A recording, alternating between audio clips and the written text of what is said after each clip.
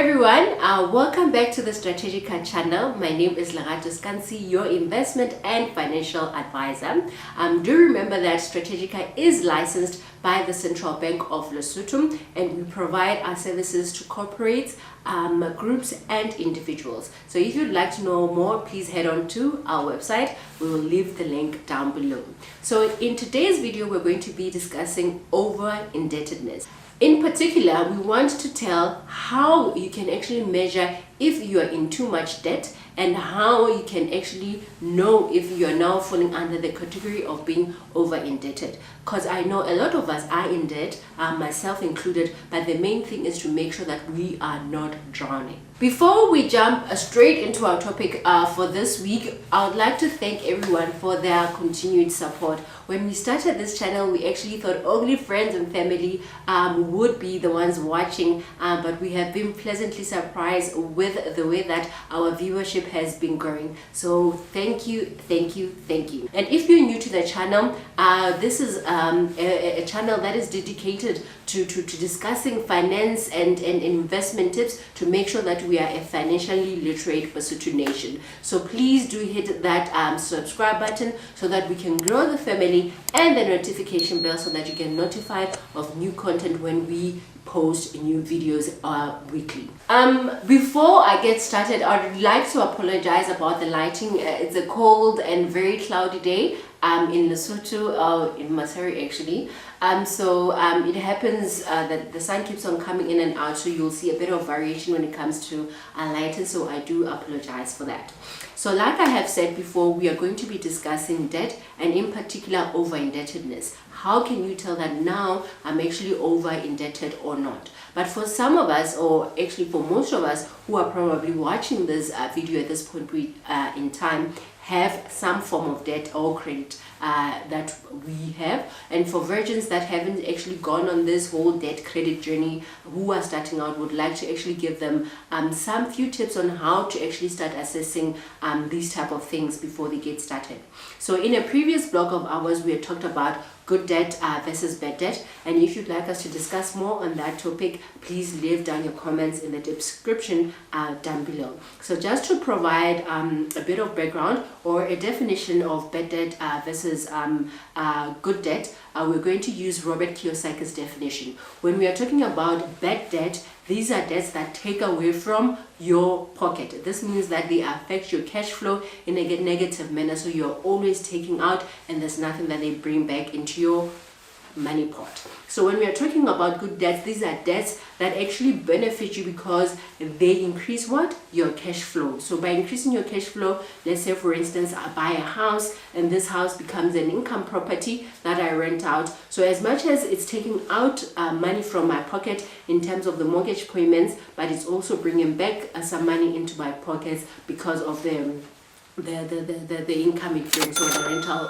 income that it brings on a monthly basis, or however the contract might be. So that is basically the main difference between the good debt and the bad debt. So bad debts, like we said, they take away from you. So for instance, your clothing account, yes, you will look good, you will slay, but at the end it is just money that goes out and it does not bring back or affect your cash flow. So we will discuss about that. I'm sure a lot of people will be interested in knowing the whole definition of the cash flows and how it affects your debts and how to assess which are good and which are bad. So if you are interested, like I said, leave the comments down in the comment section and tell us if you'd like us to shoot a video on that. So for most people, well, the first one, which is more of an ethical measure of how much debt you have, is how you feel about the debt that you're paying. If you're already stressed even before the monthly income comes into your account and you're already, trying to crunch the numbers and see which debit order are you going to skip this month, then you're probably already in too much debt. And one other thing that I know most people do, what they do is they wait for money to hit their bank accounts and withdraw it even before the loans can actually deduct. So I know that is actually not a good thing, but if those are some of the things that you do or are taking part in, then it means you're probably already over indebted. So but to provide a general idea, we will be using a mathematical formula. We will actually be looking at the debt to income ratio.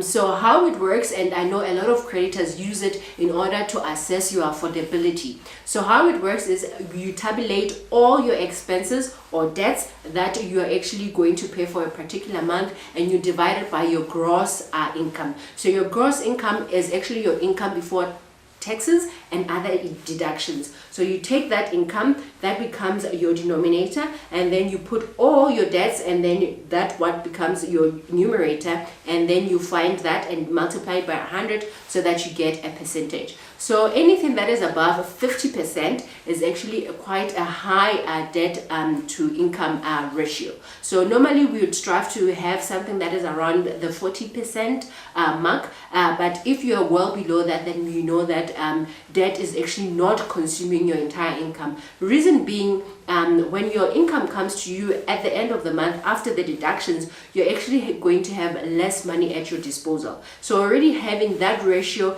at the 50% mark or over that 50% mark means that you actually have less at your disposal, and it means that over 50% of what actually comes to you as your net income would actually now be servicing your debt. And because you still have other things to take care of, like your rental, if you're renting, your rental expenses, you already have other things like your utilities, which is your water, electricity, and maybe school fees and transportations. So those also have to be catered for in your monthly expenditure or budget. So already having that over 50% of your income servicing just debt alone is going to be too high, and probably your budget won't be able to sustain you until your next paycheck. So to reiterate it once again, guys, I said the debt to income ratio, as the name suggests, it's a debt. So we are going to tabulate all our monthly debt obligations. So if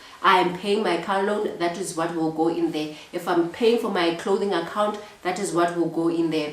If I have other debts that I'm paying off, whether it be machonisa on the side, whether it be, a loan from a friend, all those monthly obligations that we are paying for, furniture if I'm buying on hire purchase, all those debts that I have, that is what forms part of that debt portion. And then, as I said, the income will be actually your gross income before any deductions. So I know a lot of people are actually drowning in debt, or they feel that their debts are actually so tight, or their budgets are so tight that they actually can't have any room to breathe. And I know when you start looking at these numbers, it can get very overwhelming. But the most important thing is to know that you are already starting on trying to get your finances in order. So the first step is saying, I accept that I know that my finances are not doing so well, and maybe my debts are actually too much, but then now you sit down and say, what are the steps that I need to take in order to get out of this situation? We do have a video, we'll link it down below, where we have talked about how to get out of debt and the different tools and methods you can start using in order to make sure that you actually get out of debt that much quicker.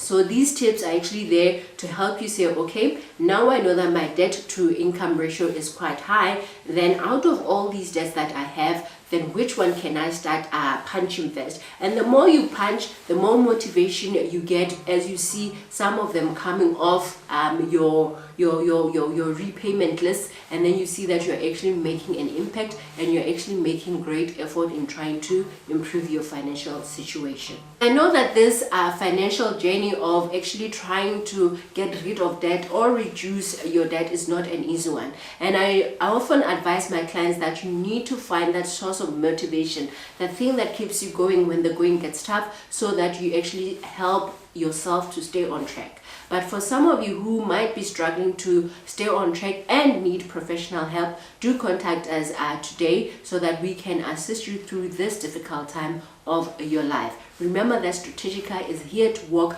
the financial journey with you. So that is all that we had time for today, but do remember to subscribe, to share, to hit the notification bell, and just keep the conversation going by leaving comments down below. Tell us about your own financial journeys. How are you doing financially? How are you managing with those debts? So that we can start discussing and see how we can start sharing more valuable tips that you can use as our valued viewers. So remember that you can get more videos by subscribing and actually going through other host of videos that we have posted on this by clicking on the link or links actually down below. And remember that we are available on different social platforms, so we'll leave our links below to our LinkedIn, Instagram and Facebook, so that you stay upbeat with everything that we are posting. So thank you everyone for watching, and see you next time. Bye.